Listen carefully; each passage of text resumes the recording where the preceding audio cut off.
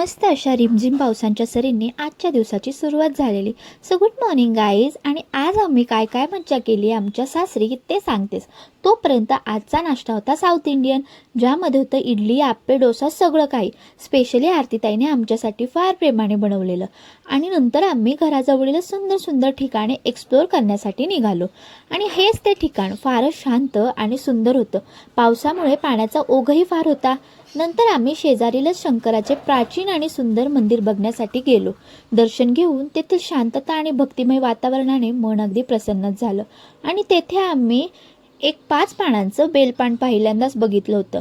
आणि तुम्ही असं बेलाचं पान बघितलं असेल ना तर कमेंटमध्ये नक्की सांगा बरं का.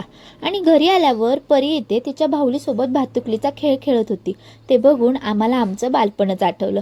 कारण आमच्या घरी 2 मुलं असल्याने आम्ही फक्त गाड्या आणि भांडणंच रोज बघत असतो. सो काय मग तुम्ही घरी तुमच्या काय बघता रोज, भातुकली की भांडणं?